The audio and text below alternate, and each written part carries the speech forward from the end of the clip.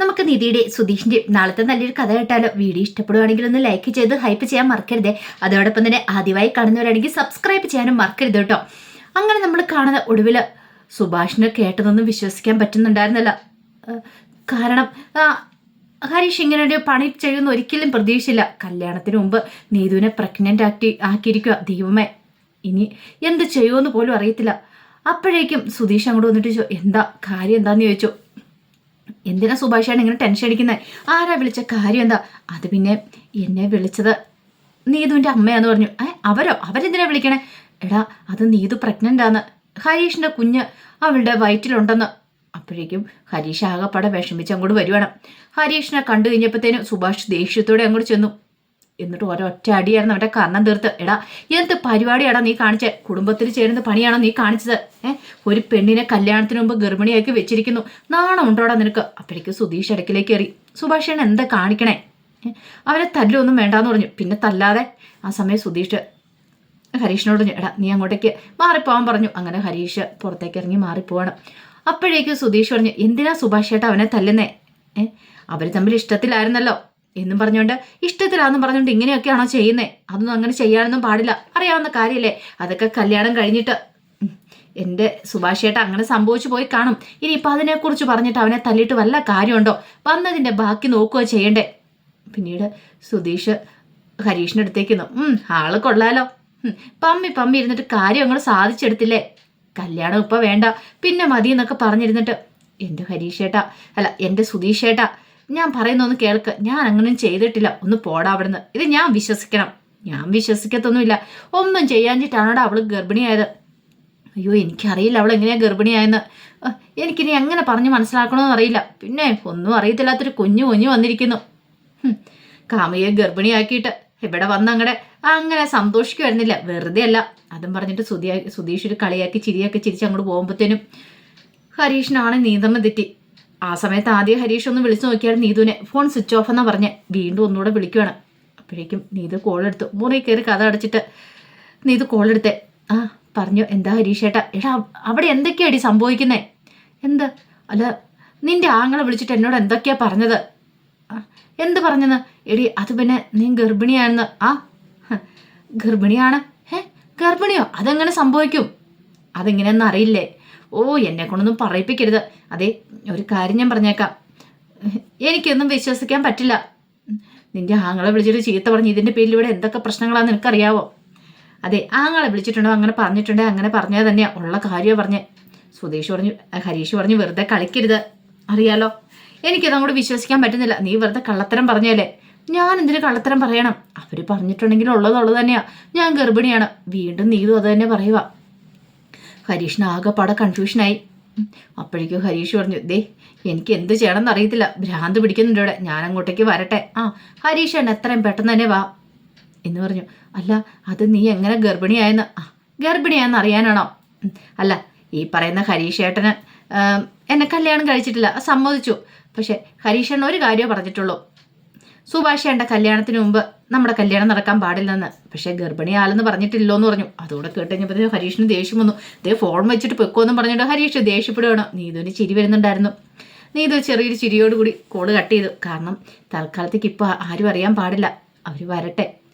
വന്നു കഴിഞ്ഞാലേ തനിക്കൊരു സമാധാനം ആവത്തുള്ളൂ. അല്ലെങ്കിൽ എങ്ങാനും ഇനിയിപ്പോൾ ഈ വീട്ടിലാരെങ്കിലും താൻ ഗർഭിണിയല്ലെന്ന് അറിഞ്ഞ് കഴിഞ്ഞിട്ടുണ്ടെങ്കിൽ ആ സെക്കൻഡിൽ തന്നെ പ്രേമൻ്റെ വിവാഹം നടത്തും.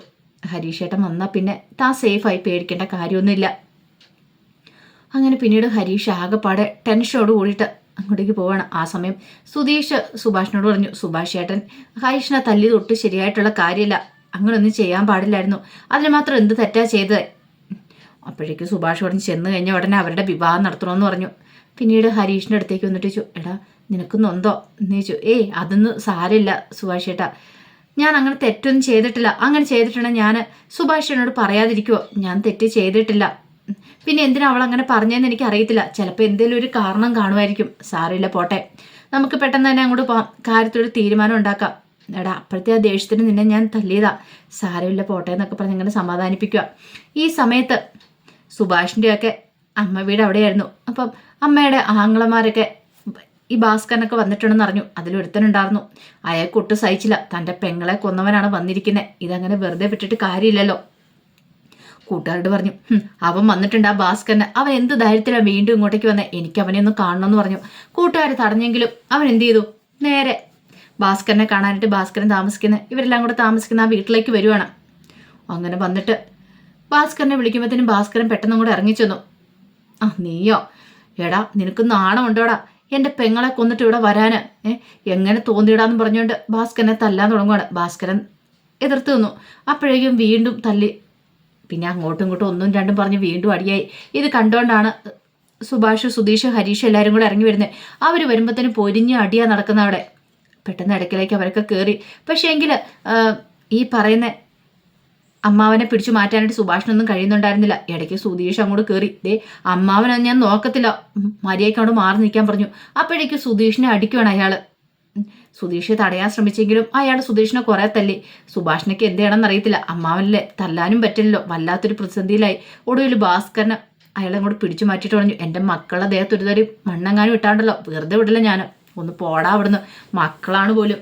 അപ്പോഴേക്ക് സുഭാഷ് പറഞ്ഞു, എന്തിനാ അമ്മാവ് ഇപ്പൊ പ്രശ്നം ഉണ്ടാക്കാൻ വന്നിരിക്കുന്നേ? ഞങ്ങൾ നിങ്ങളുടെ അടുത്തേക്ക് ഒരു പ്രശ്നത്തിലും വന്നില്ലല്ലോ. എടാ നിന്റെയൊക്കെ അമ്മയെ കൊന്ന ഇയാള്, എന്നിട്ടാണോ നീയൊക്കെ ഇയാളോടൊപ്പം ജീവിക്കുന്നേ? ഇത് കേട്ടതും ഭാസ്കരൻ പറഞ്ഞു, ഓ പിന്നെ എൻ്റെ മക്കളോട് സ്നേഹമുള്ള ഒരു അമ്മാവൻ വന്നിരിക്കുന്നു. അങ്ങനെയായിരുന്നെങ്കിൽ നിങ്ങൾ ഇത്രയും കാലത്ത് എവിടെയായിരുന്നു? അപ്പോഴേക്ക് സുധീഷ് പറഞ്ഞു, അതെ എവിടെയായിരുന്നു, ഇന്ന് വരെ ഞാൻ നിങ്ങളെ ഒന്നും കണ്ടിട്ടില്ലല്ലോ. എടാ നിങ്ങൾ കുഞ്ഞാടുന്ന സമയത്ത് എൻ്റെ പെങ്ങൾ മരിച്ചു കഴിഞ്ഞപ്പോൾ നിങ്ങളെ വിളിക്കാൻ ഞാൻ വന്നാ. പക്ഷേങ്കിൽ ഈ നിൽക്കുന്ന നിങ്ങളുടെ തന്തയുണ്ടല്ലോ, ഇങ്ങേര് വിട്ടില്ല എന്ന് പറഞ്ഞു. അല്ല, ഒരു തവണ വിളിക്കാൻ വന്നു കഴിഞ്ഞിട്ട് വന്നില്ലെങ്കിൽ പിന്നെ കാണാൻ നിങ്ങൾക്ക് വരത്തില്ലായിരുന്നോ? എന്നിട്ട് നിങ്ങൾ അവിടെ പോയേക്കുമായിരുന്നു. അത് കേട്ടപ്പോൾ അയാളൊന്നും മിണ്ടിയില്ല. അപ്പോഴേക്ക് ഹരീഷ് പറഞ്ഞു, നിങ്ങൾ ഇനി പുതിയ ബന്ധവും വെച്ചുകൊണ്ട് വന്ന് പ്രശ്നം ഉണ്ടാക്കാൻ നിൽക്കണ്ട, മര്യാദയ്ക്ക് പോകാൻ നോക്ക്. ഞങ്ങൾ എന്താണെങ്കിലും ഇവിടെ നിന്നും കൊണ്ടുപോകാൻ വേണ്ടി വന്നൊന്നുമല്ല, കുടുംബക്ഷേത്രത്തിൽ ഒന്ന് തൊഴുത് പ്രാർത്ഥിക്കണമായിരുന്നു. അതിനുശേഷം ഞങ്ങൾ മടങ്ങാൻ പോവാം.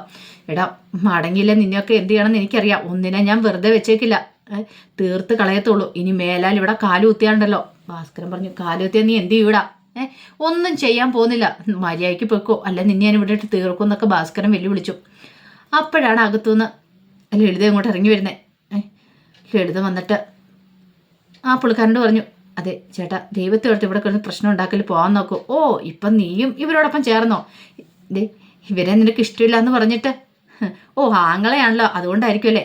അതുകൊണ്ടൊന്നും അല്ല, ഇവിടെ കിടന്ന് വെറുതെ ഒരു ഒച്ചപ്പാടും വേളം ഉണ്ടാക്കല്ലേ, എൻ്റെ മരുമാനൊക്കെ ഉണ്ട്, എനിക്ക് നാണക്കേടാ, അതുകൊണ്ടാണ് ഞാൻ പറഞ്ഞത്. ഒന്ന് പോയി തരുവാണെങ്കിൽ ഉപകാരമായിരുന്നു. ഞങ്ങൾ പോയി കഴിഞ്ഞ് നിങ്ങൾ വഴക്കുണ്ടാക്കുക, എന്ത് വെള്ളം ചെയ്തോളാൻ പറഞ്ഞു. ശരി ശരി, തൽക്കാലത്തേക്ക് ഞാൻ പോവുക, പക്ഷെ ഞാൻ ഒന്നിനെ ഞാൻ വെറുതെ വിടത്തില്ല, ഞാൻ വരും.